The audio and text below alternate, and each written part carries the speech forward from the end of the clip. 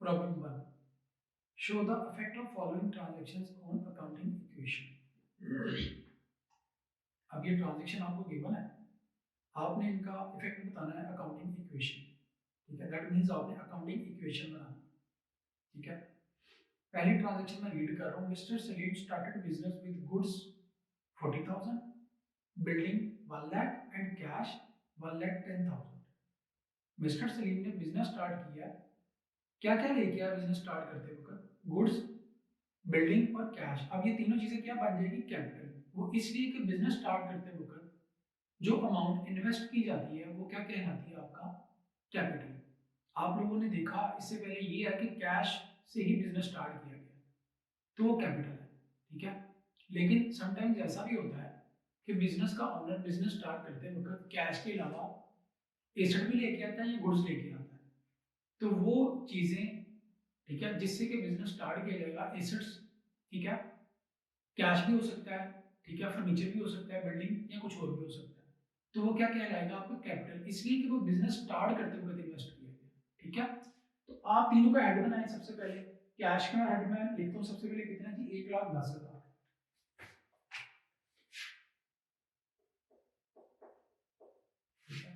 उसके बाद है जी गुड्स। गुड्स कितनी थी हमारी? 40,000। उसके बाद बिल्डिंग कितनी हमारी? 1,00,000। अब इन तीनों को आप टोटल करेंगे तो ये कैपिटल कितना बन जाएगा आपका? 2,50,000। उसके बाद नेक्स्ट ट्रांजैक्शन है purchased goods on account for rupees 30,000। Goods आपने परचेज की हैं क्रेडिट पे, कितने की? 30,000 पे। तो गुड्स में एक तो आप ऐड करें 30,000, क्योंकि आपने गुड्स परचेज की है, तो गुड्स में क्या होगा? ये ऐड। क्रेडिट पे परचेज की है उधार पे, तो जिसको भी अपने पैसे देने हैं वो हमारा क्या है? अकाउंट पेएबल, यानी कि क्रेडिटर। तो लायबिलिटी साइड पे क्रेडिटर का हेड आ गया या अकाउंट पेएबल का। कितना, कितने से क्रिएट हो गया? ये 30,000 से। उसके बाद की sold goods on account for rupees 40,000। आपने गुड्स सेल की है क्रेडिट पे 40,000 की। अब कस्टमर का नाम मेंशन नहीं है, लेकिन अब जिसको आप क्रेडिट पे सेल करते हैं, जिससे आपने पैसे लेने होते हैं, वो हमारा क्या होता है? डेटर, यानी कि अकाउंट्स रिसीवेबल। ये हमारे एसेट होते हैं। ठीक है, तो एक आप एसेट के हेड में लिखेंगे डेटर को। दूसरा आपने गुड्स सेल की 40,000 की, गुड्स में से कम करें आप, माइनस करें कितना? 40,000। गुड्स में से माइनस की 40,000 और डेटर का हेड आपने ऐड कर दिया कितने से? 40,000 से। क्योंकि आपने कस्टमर से पैसे लेने हैं, उसका नाम मेंशन नहीं है, लेकिन कस्टमर है जो भी है उससे पैसे लेने हैं, तो आप क्या लिखेंगे? जिससे पैसे लेने होते हैं, डेटर्स, यानी कि अकाउंट्स रिसीवेबल। तो ये हमारे क्या होते हैं? एसेट होते हैं। इसको एसेट साइड पे हमने ऐड कर दिया 40,000 अमाउंट। उसके बाद cash of ₹20,000 deposited into bank. आपने कैश डिपॉजिट करवाया बैंक में, तो कैश आपके पास से क्या होगा? कम होगा। ठीक है, तो कैश में से आप कम करेंगे कितना? 20,000, क्योंकि आपने कैश बैंक में डिपॉजिट करवा दिया, तो कैश आपके पास से क्या हो गया? डिक्रीज। ठीक है, दूसरा आप बैंक का हेड ऐड करेंगे एसेट साइड पे, कितना? 20,000।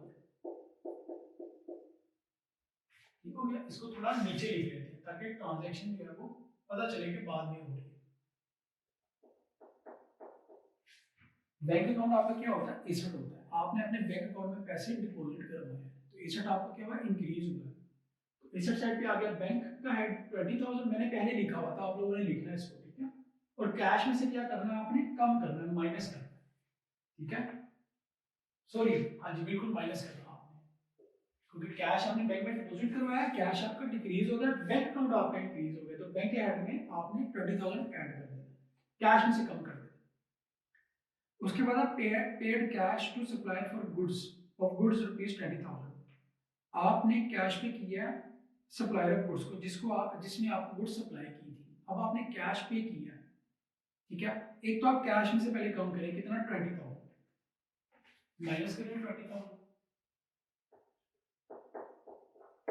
दूसरा सप्लायर ऑफ गुड्स क्या था? जिससे आपने क्रेडिट पे परचेज की हुई थी क्रेडिटर से, आपने इसमें से माइनस करना है 20,000, आपने क्रेडिटर्स को पे कर दिया, इसका ये मतलब है। तो क्रेडिटर में से आप क्या करेंगे? 20,000 कम करेंगे। उसके बाद रिसीव कैश फ्रॉम कस्टमर, आपने कस्टमर से कैश रिसीव किया, तो कैश में एक तो आप ऐड करें 30,000, 30,000 कैश में क्या हो गया, ऐड हो गया। दूसरा कम किससे करेंगे, डेटर में से कम करेंगे, क्योंकि आपने डेटर से पैसे नहीं लेते। डेटर हमारा कस्टमर था जिसको हमने क्रेडिट पे सेल की थी, ठीक है। तो डेटर में से कितना कम करेंगे आप, जितना आपने रिसीव कर दिया, कैश में ऐड कर दिया 30,000 और डेटर में से कम करें 30,000, कम करें। उसके बाद है जी, a part of building costing 30,000 was destroyed by fire, building जो है हमारी डिस्ट्रॉय हो गई, कुछ हिस्सा बिल्डिंग का, कितने का, 30,000 रुपए का। तो एक तो बिल्डिंग में से आप इसको कम करेंगे कितना, 30,000। दूसरा आप इसको माइनस करेंगे कैपिटल में से, क्योंकि ये आपका क्या हो गया, एक्सपेंस लॉस।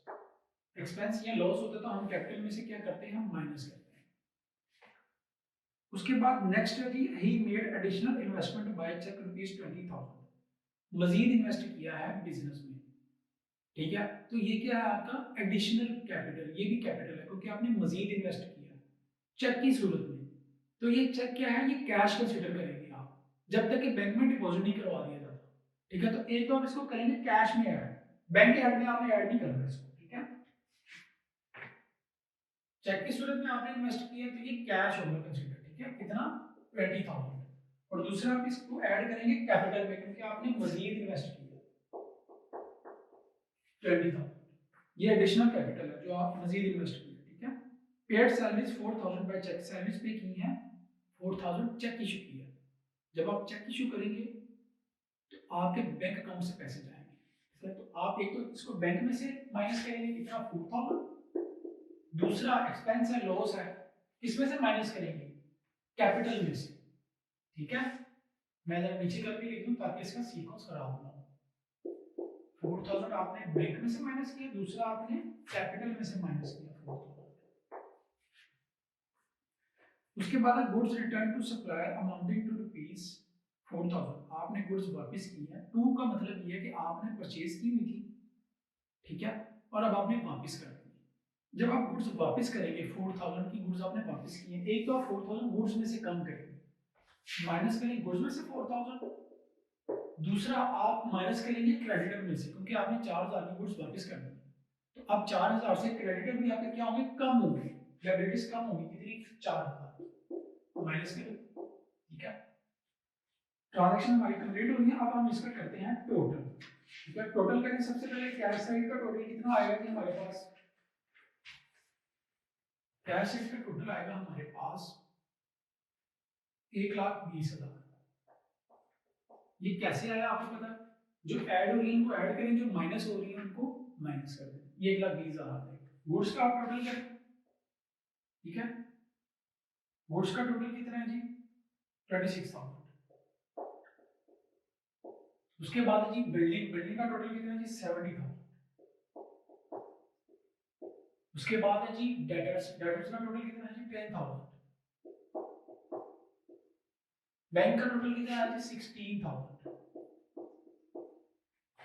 क्रेडिट साइड पे आ रहे हैं, लायबिलिटी साइड पे आ रहे हैं, सॉरी, माइनस करें आप इसको, ये आ जाएगा जी 6,000, ठीक है। उसके बाद आप माइनस करें कैपिटल, इसका आ जाएगा जी 2,36,000।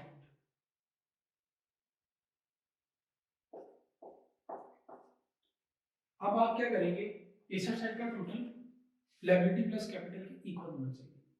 ऐड करें कैश का टोटल, गुड्स का टोटल, बिल्डिंग का, डेटर का, बैंक का, इन सब का टोटल आप ऐड करेंगे तो ये आ जाएगा जी आपके पास 242,000। ये है जी हमारे टोटल एसेट साइड का टोटल 2,42,000। लायबिलिटी साइड का आप टोटल करेंगे तो ये भी इतना है 236 प्लस 6,000, ये आ जाएगी 242,000। ये हमारे assets is equal to liabilities plus capital आ गया। इसको आप लोग नोट करें प्रॉब्लम को।